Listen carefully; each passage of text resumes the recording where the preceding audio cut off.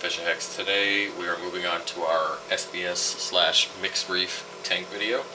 In this video I'm going to try to give you as much information as I possibly can in the shortest amount of time on how to take care of an SPS tank, what's needed, and how to be successful. Alright, so let's get into it. So who should have an SPS tank?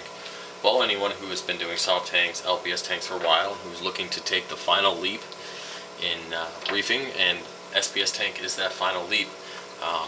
Now there's different types of SPS tanks. You can have like acro tanks, bird's nest kind of stuff going on, encrusting SPS. There's really different types of SPS, but overall they're generally a harder tank, or considered a harder tank to take care of, just because water parameters need to be a little bit stricter, and water chemistry needs to be on par pretty much all the time. Alright, so anyone's willing to accept that challenge.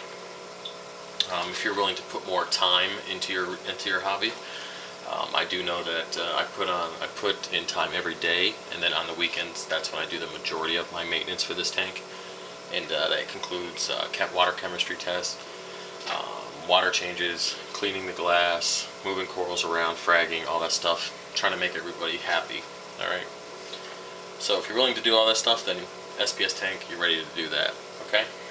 Finally, anyone who's willing to put the extra money in to the equipment in order to be successful in this hobby, for the SPS tank wise, it does require additional equipment if you so choose.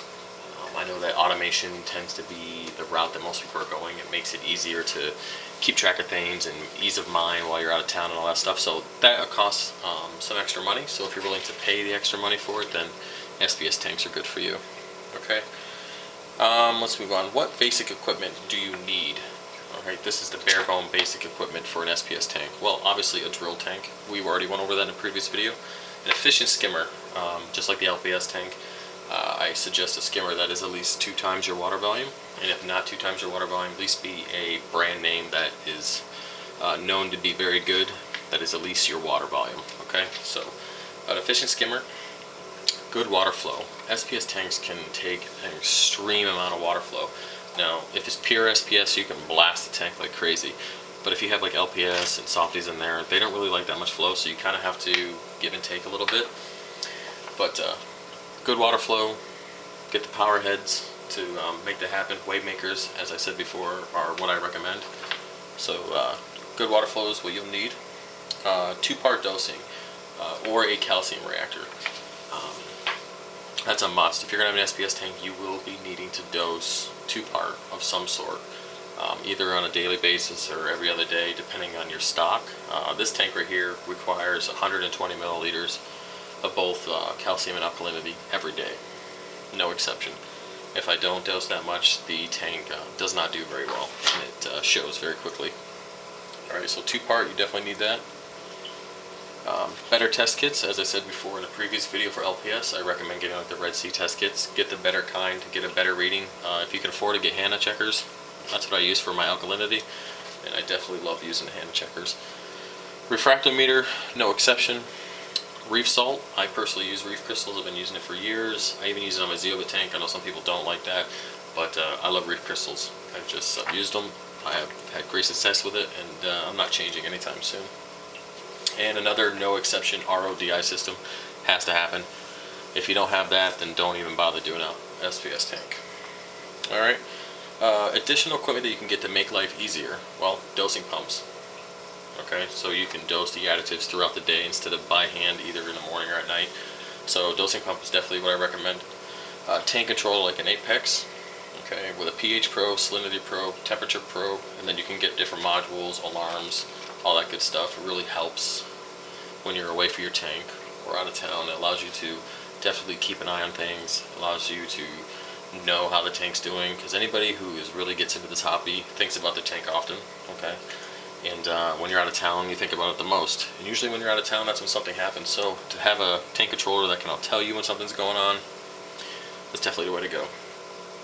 Alright, so that's just the additional equipment that I recommend. One thing on the side that I personally use is I use a sump camera.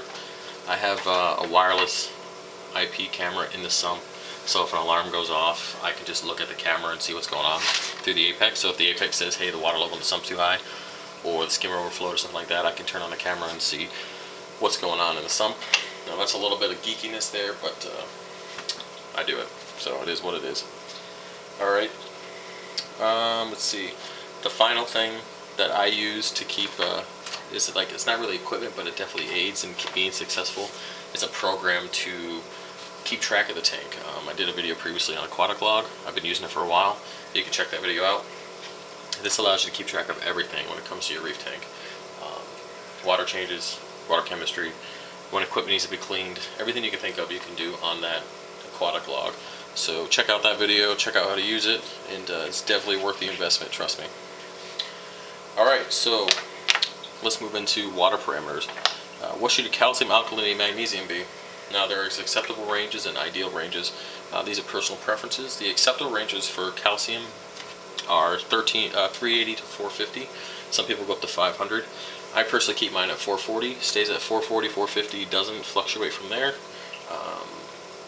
And for how I like to keep my DKH level, that works out fine. It seems to be where it stays at. Alkalinity, 7 to 11 DKH. I keep mine at 9.5, so I can keep my pH at 8.3. And I'll be doing my next video here on all about pH, just to clarify everything for everybody.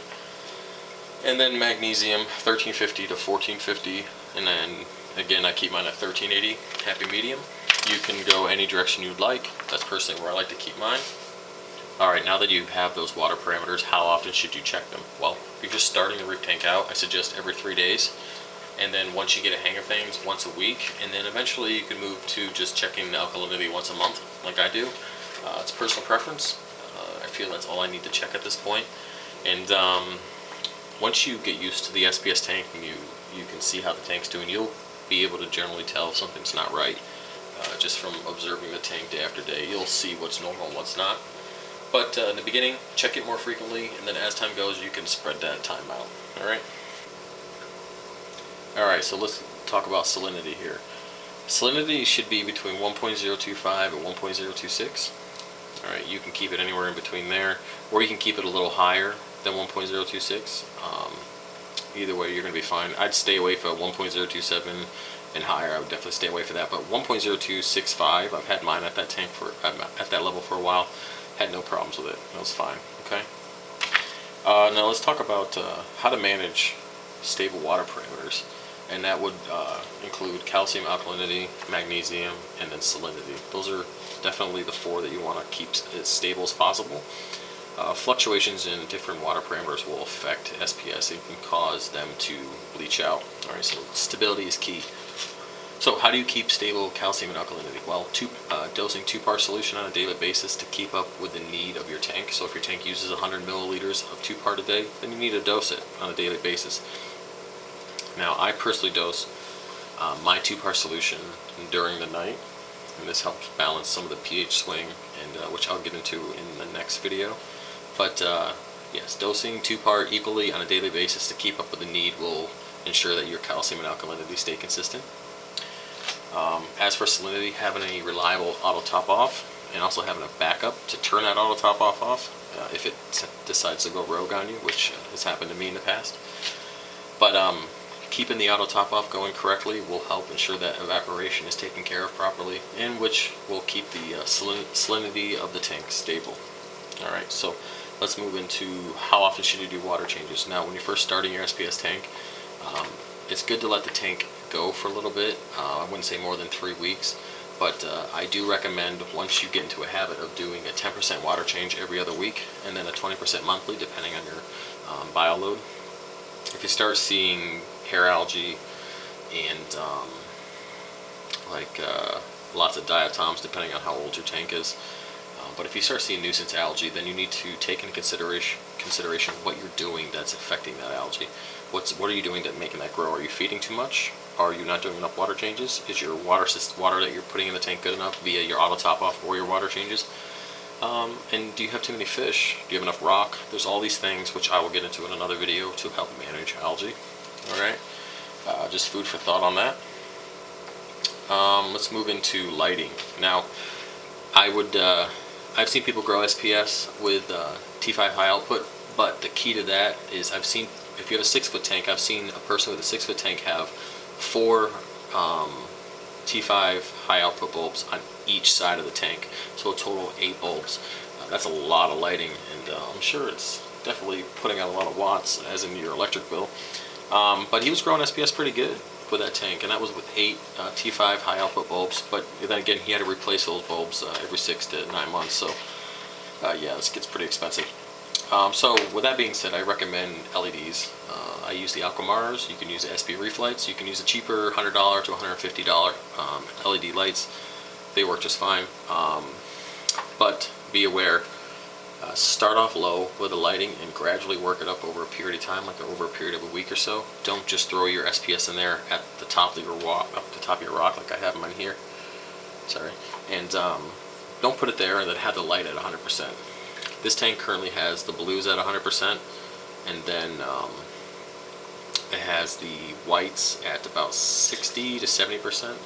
My surge mode is kicking in. Whenever the surge mode kicks on this power head, it actually sucks water in and sends a burst of air bubbles through the tank, which is actually pretty cool.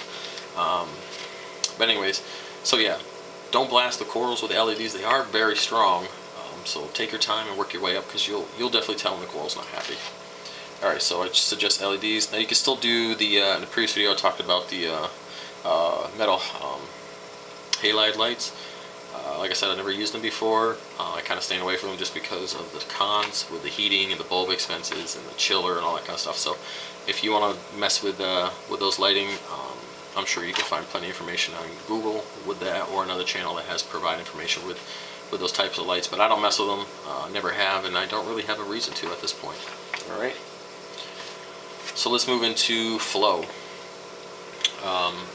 My philosophy is, if this was strictly all SPS, I would have so much flow that the frags would have to be attached to the rock, that it could essentially blow the frag off the rock. You can never have too much flow in an SPS tank as long as it's pure SPS. Now, if you have a mixed tank like I do, you kind of have to give and take a little bit, as I said before, because some corals don't like getting slammed with a lot of flow. But that's why I have the surge mode kicks in on these power heads every few times a day. It just goes to town on the tank at 100%. And really gives the corals what they need to clean themselves. Okay, so as much flow as you can get. I do 4 wave makers in this tank, and they're controlled by the apex. And you can definitely go to town. Like there's 11,000 gallons per hour in this tank if I so choose. Auto top off is kicking on again. It always seems to do that when I'm making a video. It's convenient. Alright, so now let's get into beginner SPS. Now I recommend Montipora. That's Monticaps red, green, purple, which I have all of those in this tank. Bird's Nest green and pink, which I have in this tank as well.